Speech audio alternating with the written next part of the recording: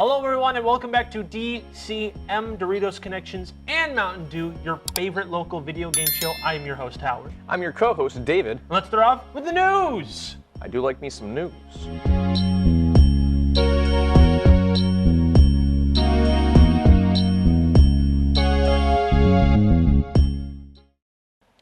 Mountain Dew Legends, a new flavor exclusive to Buffalo Wild Wings, is now set to slowly roll out beginning now and ending in mid-May. Mountain Dew Legends is stated to be a blackberry citrus flavor. We can't really imagine what it tastes like, but stay tuned for our review of it in the coming days after we watch the big sports game and crack in a few cold dews with our broskies. The elusive flavor Maui Burst, which was originally only in 16-ounce cans exclusively to everyone's favorite department store that they avoid, Dollar General, PepsiCo has recently announced a release of the flavor now in 20-ounce bottles. Still exclusive to Dollar General though, but maybe it'll be a little easier to find. I've been to a couple Dollar Generals and they haven't even had any. It's a shame. It's a pretty tasty flavor, if I do say so myself. Only reason to go to Dollar General now. I agree. And now for some major news. The cult classic flavor exclusive to Taco Bell is now getting a new breath of life. It is now confirmed that PepsiCo is now making this a new flavor of Mountain Dew energy drinks with the Baja Blast flavor. If it's anything like the regular version, then it might just be a seasonal item that you can only buy out of stores, probably in the summer, spring. Is that sounds about right? Usually, yeah. Usually. And as you know, we can't wait to try it. So tune in next week where we drink Baja Blast energy drinks. Yeah. Rumor alerts, the new flavor Game Fuel Championship Citrus Cherry has been leaked. This is a flavor we've heard rumors about for a long time now, but we have a photo of Dr. Disrespect himself drinking it. It'll be right here probably. Still no ideas or hints as to when the flavor will actually be available to the general public, or even if it will be available. Maybe it's just for Dr. Disrespect. It's only his. He's the only one who can drink it. You never know. Maybe this is why he was banned from Twitch. Maybe. He leaked the new flavor. He leaked the new flavor, and PepsiCo was like, get him out of here. Gone. But that being said, we're thinking it's probably going to be an online exclusive similar to the other Game Fuel flavored Courageous Sherbet. But we'll let you know in the coming weeks. New flavor confirmed, everyone. We now have a confirmed release period for the new flavor Purple Thunder in early May. It is a plum berry flavor released in a 20-ounce bottle and is going to be released as a fountain drink exclusive to Circle K locations. Now let me tell you all something. We'll let you in on a little secret. This is the studio that we record the show, and we got a Circle K. We got one right next door. Yeah, we got one right next door, so we'll be able to try. We'll be able to go right next door. We'll even be recording. We'll leave the set as the camera's still rolling. We'll come back with an ice cold Purple Thunder and try it just for you. That's right, baby. Melrose is finally on the map with our own exclusive Mountain Dew flavor, baby. Get some. And now for our next segment, hey guys, what you been chewing?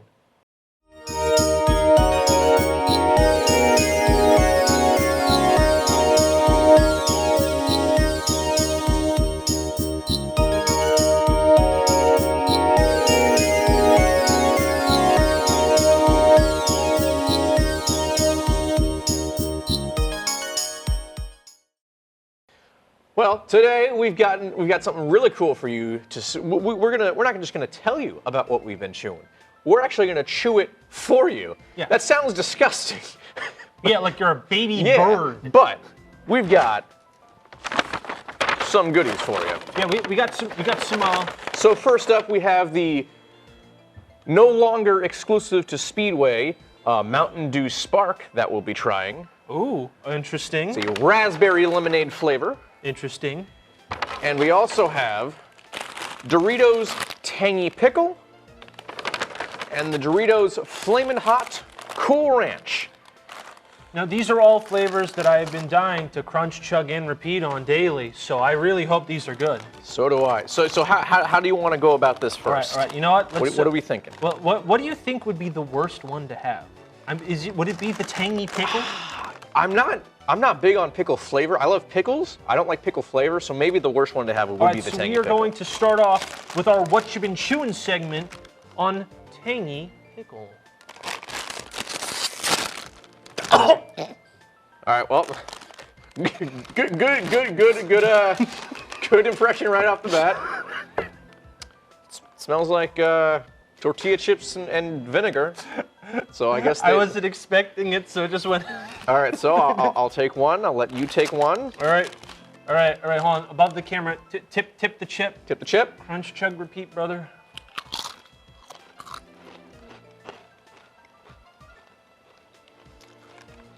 No. I don't know what it tastes like. It don't taste like a pickle. It tastes like a burger. It does. Yeah, like it has fake burger flavors. Yeah.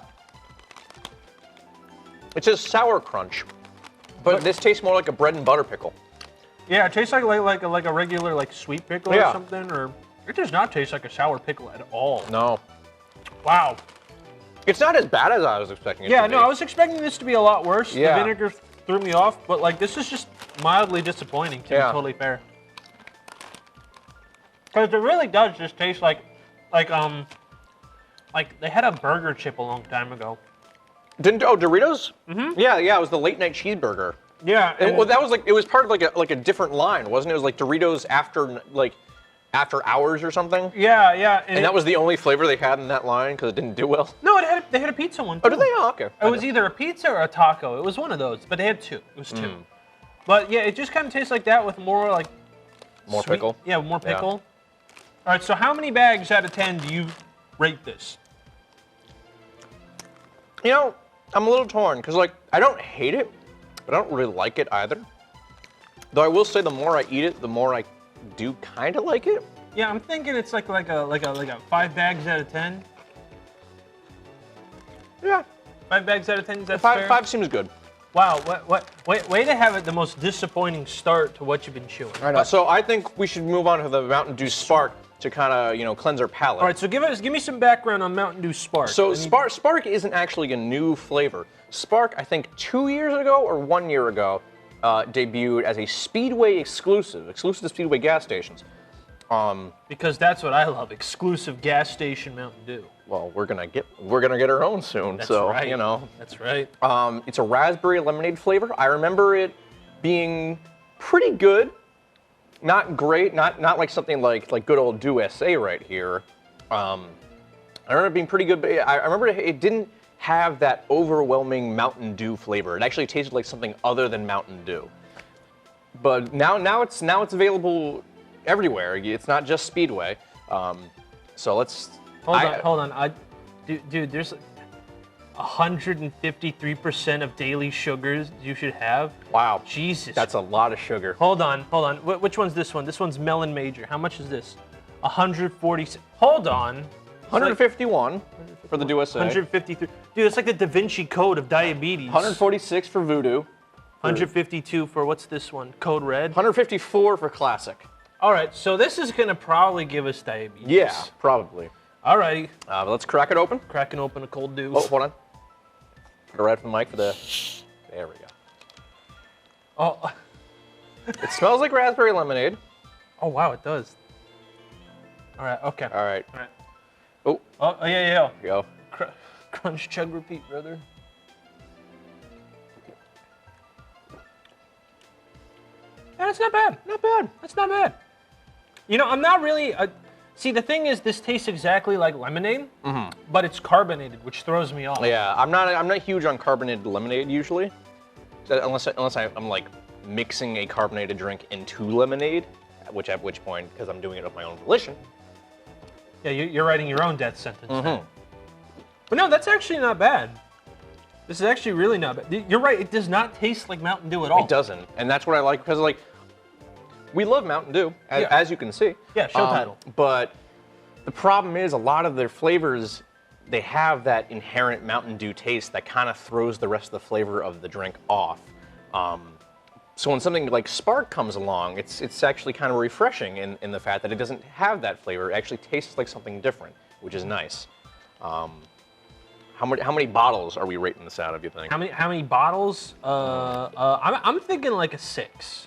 I'm thinking a 6 because the carbonation part's the thing that's killing me. I feel like, yeah, 6 is... 6. I like 6. Like I could see the argument for a 7. And that's cool. But again, it's the card. Yeah, I was gonna say 7, but I think the more I have of it, the kind of less I like. Ooh. Yeah. It's the opposite. It's the opposite of the tangy pickle. So I'll put this right. Yeah. Oh, actually. Right in the row with the others. There we go. That's a smart idea. And finally, for our final chew of the day. Final chew of the day. The Doritos Flamin' Hot Cool Ranch. Now, we'll talk about this very shortly. We don't really like Cool Ranch Doritos, the normal Cool Ranch Doritos. Yeah, it's probably one of the worst flavors. Yeah. And the regular Flamin' Hot Doritos, I remember not liking so much. All right. So, will Doritos redeem themselves with the Flamin' Hot version? Let's find out. Hey, don't give me the bag, or else I'll vomit again. It kind of doesn't smell like anything. Wait, what do you mean it doesn't smell like anything? Like it smells. It's a very subtle smell. It really doesn't smell like anything. We're gonna die if we eat this. Well, only one way to find out. All right, hold on. I'm looking at the chip. It looks exactly like the other All right. Flamin' Hot ones. All right, so this is Flaming Hot Cool Ranch. Yep. Tip the chip Tip as the always. chip.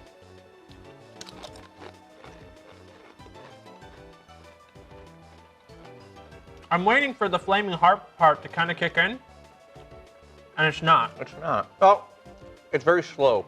I feel it on my tongue. No, it just tastes like Cool Ranch Doritos. And it does kind of just taste like Cool Ranch. Well, the thing about the Flamin' Hot, just everything in Flamin' Hot in general, it doesn't really have much of a flavor. The flavor is just hot. Yeah, which is a terrible way to make any heated product. Yeah. The flavor and the heat are supposed to be complementary to each other. Exactly. When you make spicy and things. But like every tacky new Flaming Hot chicken fries from Burger King, it tastes gross and it's hot. Like you can make something taste good and be hot. Exactly, but a lot of companies, they just make it hot just for the sake of being hot. And I know that's people go above and beyond to eat the spiciest thing ever. I understand that. But if you're making a snack for people, for everyone to try, you should fix that balance a little more. Adjust it so people can actually enjoy it for the flavor, for the taste, instead of just, oh, this is hot, I gotta try it. Along with that, even if you're trying to make a spicy thing to get into the zeitgeist of spicy snacks you can buy from the store, spicy Takis and Flaming Hot Cheetos already beat you out. They have the monopoly, right? And unless you hit that tier of good snacks, just don't even make it at that point, right? I did kind of feel it now, spiciness. It's doing the similar thing with the pickles. The more I have this, the more I like it. And again, I don't like Cool Ranch, but I actually think the Flamin' Hot is doing something that actually makes me enjoy that flavor. All right, last chip.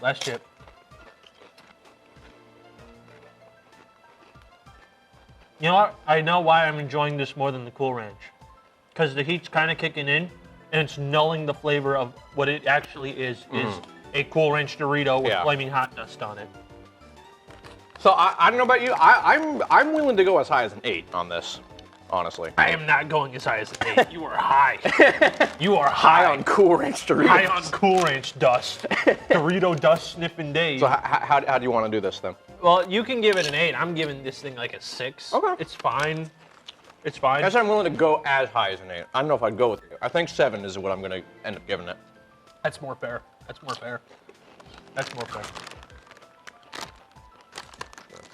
Motherfucker, stop eating the chips. I'm about to end the segment.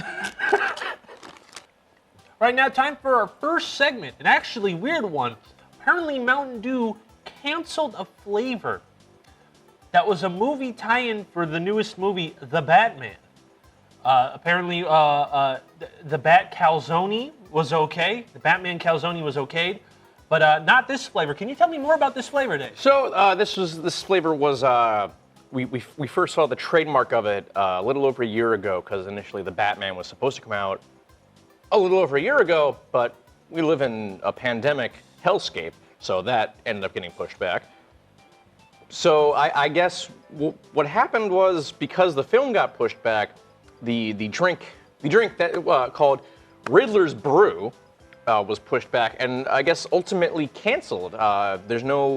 We don't really have any information as to why it was canceled, but all we know is that it was. And we decided we want to talk about this because the Batman film has now been released, and it's getting rave reviews. Rave reviews. Everyone loves it. Making bank. It's making gangbusters in the box office. So now we're here, Riddler's Brewless, and I just think they could have made money off of this. They could have. Well, now this could have been one of two things, right? One is because the movie kept getting delayed, they couldn't actually produce enough product in time for whatever the movie kept being pushed back to, right?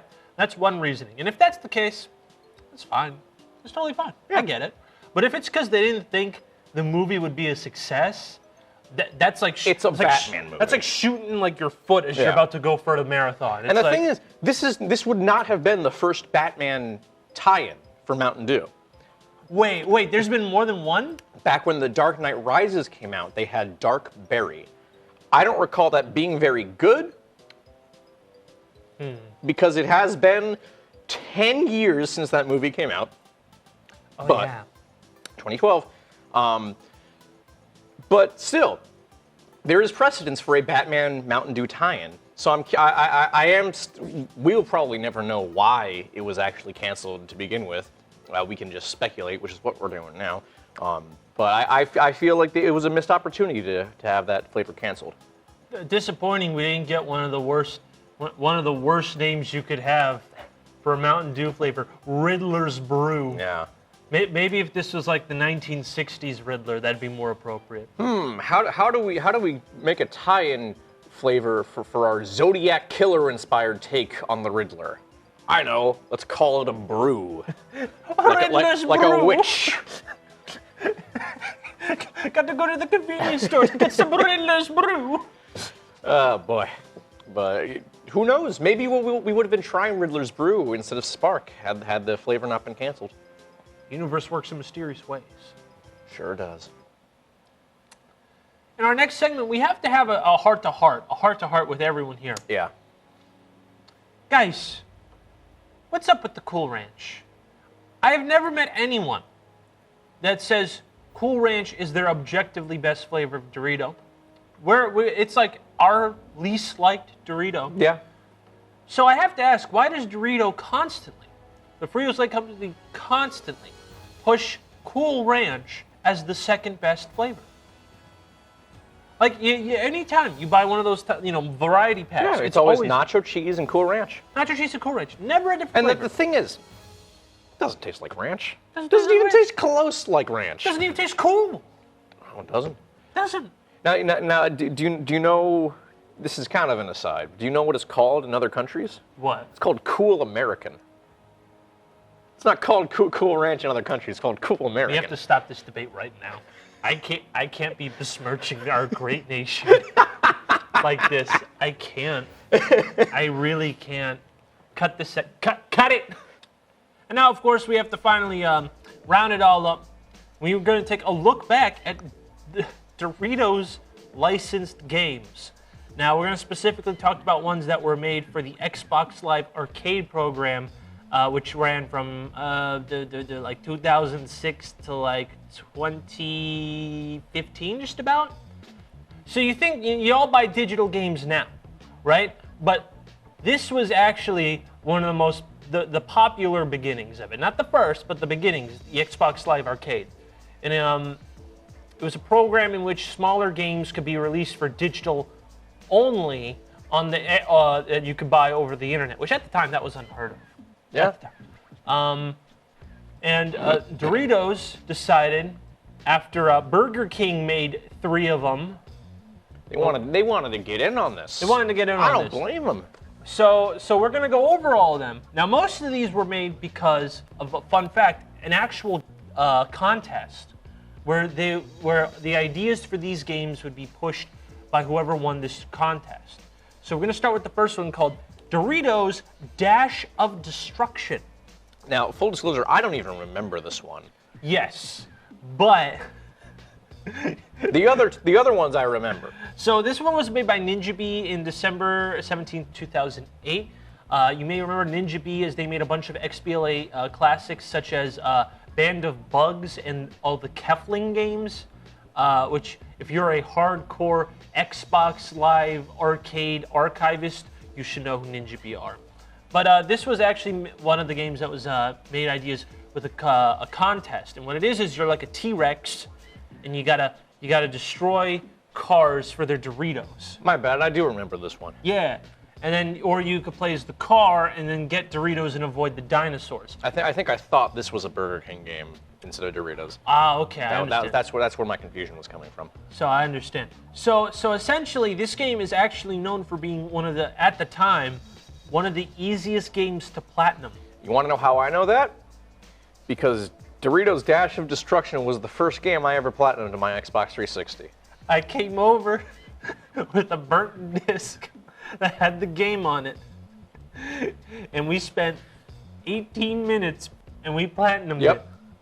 It is literally one of the easiest platforms before things like Avatar: Burning Earth came out, where you can get it in 5 minutes. Or and also it was before. What was that other easy one? Fallout 3 Games for Windows Live version, where you could just put in a code in the menu and you just get all the achievements in one go. First time hearing of that. Yeah. All right. So honestly, this game was terrible. It was really not good. Yeah, I remember like enjoying it for a little bit. I mean, you get to play as a T-Rex. Yeah, You can't really go wrong with that. But that. that's for like half the game. Yeah. It's for half the game. You know, we spent 18 minutes. That's only 9 minutes of playtime. 9 minutes of dino action. Yeah. I want more dino action. I understand it's a free game. Come on. I want to play more as a dinosaur. There are not many games where I can play as a dinosaur. Give me at least 10 minutes. 10 minutes? Give me the double digits. Is that so hard? No, it's not so hard. So I guess the next game they decided to, this next game probably, took 2 years to make. 2 games released on the same day, apparently. We'll go over the first one. Doritos Crash Course. Now this one. Ooh, boy, this one. Made by Wanaco Games, but mainly Behavior Interactive back in December 8th, 2010. Also free. This game was a parody of Wipeout. It was a platformer. And guys, this game was a cult classic slapper. Cult classic slapper. Yeah, it went. I remember playing this quite a bit. This one had some dang good replay value. It was fun. It had a good element of comedy because you would play as your Xbox avatar, right? So you can actually customize your Xbox avatar. You could play as yourself. And you can play as them. And it would accept anything. So you could, like, I don't know, have like a Deadpool suit and run around as Deadpool. Nothing's stopping you. Yeah. And right now, this game is actually backwards compatible on the Xbox Series X. Did you not know that? I did not know that. Oh my god! And the servers are still up too, so you can invite people to play with you. And in 2013, they released a DLC pack for $5 with a new world and a remix of the final level, like the Japan area. I know what we're doing as soon as the recording for this episode is done. I'm gonna break out my $500 4K HDR 60 frames per second console to play Doritos Crash Course. To play a game from over 10 years ago. Let's go. But also there was another game that released, I guess, on the same date, and that was Doritos Harm's Way, which this is probably you would never know this is a Doritos I don't even think game. it was called Doritos. I think it was just called Harm's Way. Yeah, the logo was on the cover, but that was about it. And it's like a hardcore, realistic wilderness survival, like kart racer. It was ATVs, right? Yeah, ATV, kart racer, where you can either play as a racer or you can mount on turrets and shoot the ATVs to get them to lose. So if you coordinated, you could theoretically get in first place by using your partners to go on the guns to shoot the opponent's car. Again, another easy get platinum you can get in like 20 minutes. And this one was pretty fun too, if I remember correctly. Yeah, it was fun. It was fun for the 20 minutes. Would I have played this for multiple hours? No. Doritos Crash Course, yes. Oh, absolutely. And also, that game is kind of hard to platinum because you had to get all the time trials. But this one's pretty easy. It was made by a studio called Bongfish, an Austrian studio. Huh. And I think this was also another winner of the contest for the Doritos Game Contest. But again, free. This one was also free, and it is also backwards compatible on the Xbox. Man. They're really getting the big names with this. They really, program. I think, it doesn't matter that Microsoft bought Bethesda and everyone. They got the Doritos games backwards compatible. They won the console war. I'm sorry. I'm sorry. Why would you even try to attempt to have a console war, Sony? Yeah, honestly. You don't even have Doritos You don't have Crash Doritos. Course. You don't have Doritos Crash Course. Xbox exclusive Doritos Crash Course. Yeah. Thank you very much. Sorry, Sony. Better luck next time. Whack console. No one likes you. Go home. Now for the game that Dave doesn't know about. Yeah, I only just learned about this like an hour ago. Yeah, so they made a sequel in 2013 by Behavior Interactive. They helmed this, called Doritos Crash Course 2. And it was only available for 1 year. 1 year. They delisted it. That's probably why I didn't know it existed. Yeah, and also it was in 2013 when new consoles came out. That too. So what was this game? It was actually an improvement on the Doritos Crash Course formula. There was like more refined platforming, more different kinds of obstacles, and it was, for some reason, always online DRM gameplay, which means that in order to play the game, you needed an internet connection. So that way it could, like, in real time, have ghosts of people playing the same level instead of time trials of your friends that already played. While that was good, that's probably the reason why it was delisted. It's been delisted since 2014, probably because it had a lot of microtransactions for you to skip levels and buy costumes. That's about it. I mean, okay, buying costumes I can understand, but why would you pay to skip levels? If you have too much, so in Doritos Crash Course they had the chicken mechanic, where if you died too many times you could hit the chicken and go to the next level, right? So instead of that, you had a limited amount of chickens when you logged in, I think, and then you would play them, and then if you ran out of chickens, you could buy more to skip through the levels. There was also like a lot more levels. There was, instead of like the 3 worlds with 5 levels each, I think there was 5 worlds with 5 levels each. So if you wanted to go to a new area or stuff. All right, fair enough. I mean, I platinumed the game, which is actually kind of hard. But I platinumed it without paying any money, so... That's a real gamer right there. Real gamer moment over here. About to hit 500,000 gamer score. With and I'm getting it with it's a SpongeBob video game. Nice. Yeah. But... honestly, I thought it was a generally... I think, like, out of all the, like, underrated gems, the fact that no one has played Doritos Crash Course 2, that to me is, like, this is... out of all the Dorito games, I think Crash Course 2 is, like, the most underrated one. It literally might be because no one knows it exists. Like I me. think that's only I think that's the reason. I don't think many people played it. Everyone knows the first one. No one knows about the second one. No one knows about the second one. No. It was pretty good. Was it as good as a platformer as Mario or, like, Rayman? Probably not, but why would you even attempt to compare that? Yeah, with the free game. Yeah. The free game, dude. No. But honestly, other than Dash of Destruction, most of these games were pretty decent for the price tag of free. Can't really go wrong. Oh yeah, and I also forgot to mention, for some reason, Dash of Destruction was taken down off the stores. Huh. Probably because it sucked. Yeah, you're right. Sorry, Ninja B. Sorry, should have made a better game. Should have made a third Kefling's game, jerks. But yeah, no, that's so those are all the Dorito games that we could think of that was exclusive on the Xbox Live Arcade. There was also a bunch of other ones, like the Sour Patch Kids platformer, the previously mentioned, Burger King one. Everyone likes Sneak King. Yeah, Sneak King, Pocket Bike Racer, Big Bumpin'. I have all 3. There was also that one game about like a Honda. I think it was called like Yarvis or something. We can talk about those at a different date, but today we're only focusing on those Doritos-themed games. And that's the end of our show. Make sure to like, comment, subscribe. Tell us what flavors you would like to crunch, chug, repeat.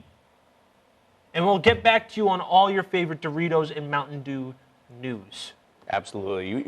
You can be sure that any new flavor, we will be crunching and chugging and probably repeating as soon as we get them in our little Dorito dust covered hands. So goodbye, everyone. Goodbye.